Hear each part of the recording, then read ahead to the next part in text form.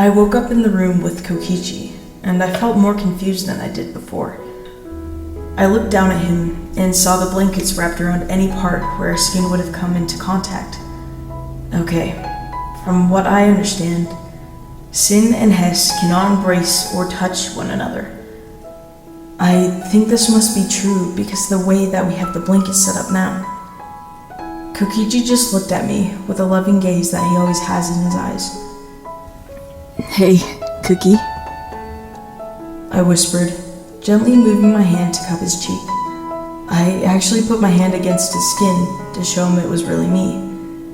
He must still be exhausted, or at least a little panicky, from what has been going on with the scars, the glowing, and the connection it has to Cathy. I don't exactly know how we are going to figure this out, but I know what we have been through will not be the most dangerous thing that will happen to either of us. Shuichi, he whispered, moving his hand to cup my cheeks. His body seemed to relax, and I felt overjoyed that he wasn't in intense pain at this moment, even if it was just for a moment. I smiled at him and slowly moved my head to plant a kiss on his forehead.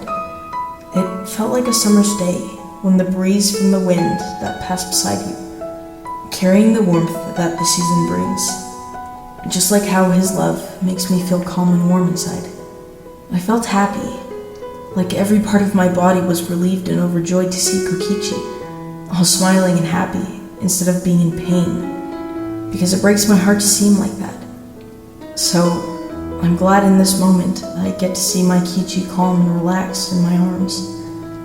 It felt like time paused as our eyes looked into each other, like we had found each other after being lost for so long, without one another by our side, without one another alone. Like nothing could come between us, as this moment is what protected us from anyone who wanted to ruin it. I smiled and looked into his eyes, seeing every part of the purple eyes that looked back up at me. So beautiful and so full of love. In his eyes, it's almost like I can see all the moments we've had together, expressing our love for each other in his eyes, like it was a scrapbook of our love, so I was able to walk back through the moments and fall for him over and over again with just a glance into his eyes. Kokichi? I asked, as I moved my head to rest on his shoulder. yes, my beloved? He cooed, moving his arms to wrap around my chest. I chuckled a bit at this and moved my hand to the back of his head. I ran my fingers through his hair. He shuddered at the touch as his eyes slowly closed. I smiled to myself, knowing that he loved to have his head rubbed. I love touching his hair, and seeing how good it makes him feel just makes me want to touch it even more. But sometimes there are moments where it would not be good to do these things, because he gets angry when I make him flustered in public. I know he loves me, but when he's angry I feel so guilty. I'm so glad you're okay. Those were the only words I needed to say to feel at peace with him. I felt him relax more against me. I didn't know it was possible to make him relax more, but I was able to do it, so maybe now he's completely relaxed, because this is what I was going for. Thank you for caring. He said back, moving his hands to rub my back. I could feel the stress in my shoulders slowly turn into relaxed muscles. I felt at peace and calm just as he did. It was calming being in this moment with him. Just two people alone together, filled with love for each other. It honestly made me feel so safe, even if we were in such a broken house and people are coming after our bond. But at this moment, I felt so happy. Happy I was able to make him feel safe. Happy I was able to make him relax. Happy I was able to... Wait.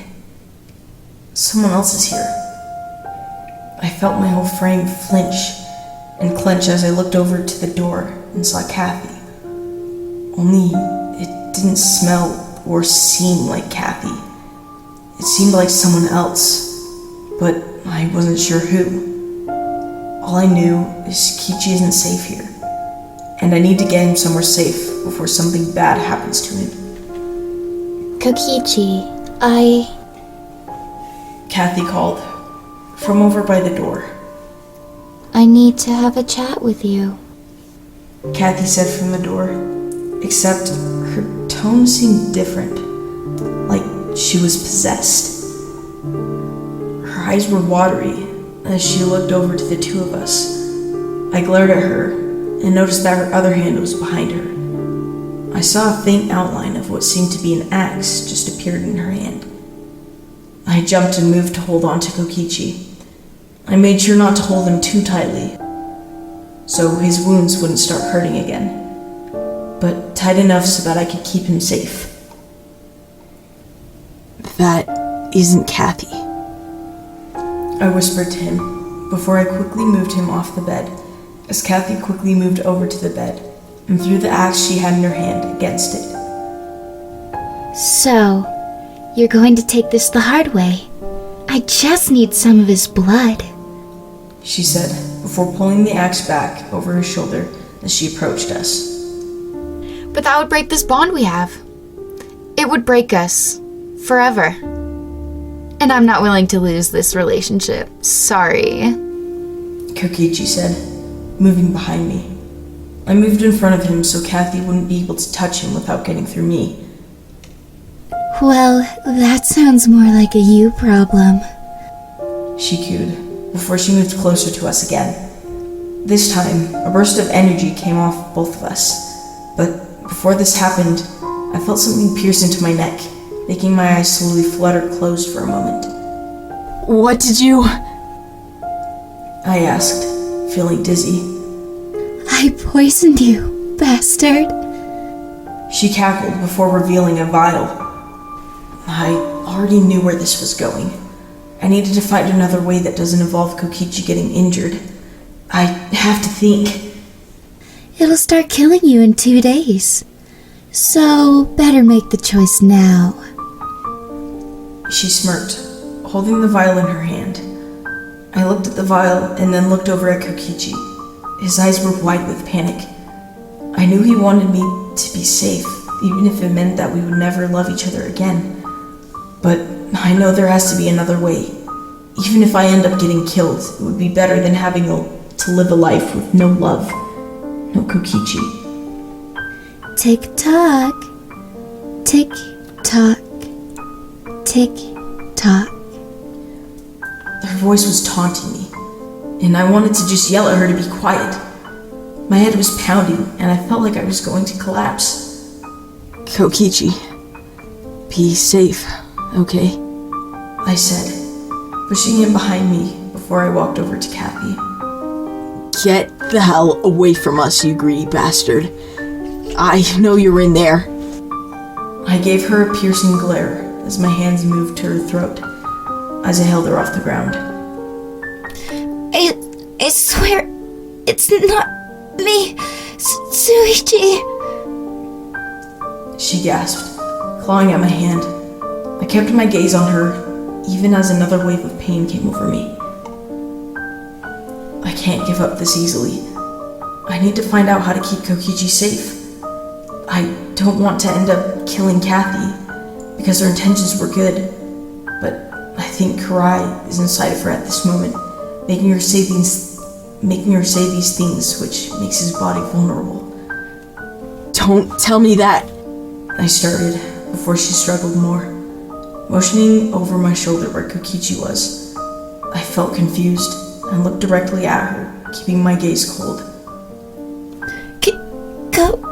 Kokichi, she whimpered, before I looked over at Kokichi. Kokichi was standing where the window was, with a shard of glass in his hand. It was already covered in blood, and there were some cuts on his arm. I gasped and dropped Cathy onto the floor before I moved over to him. Kokichi?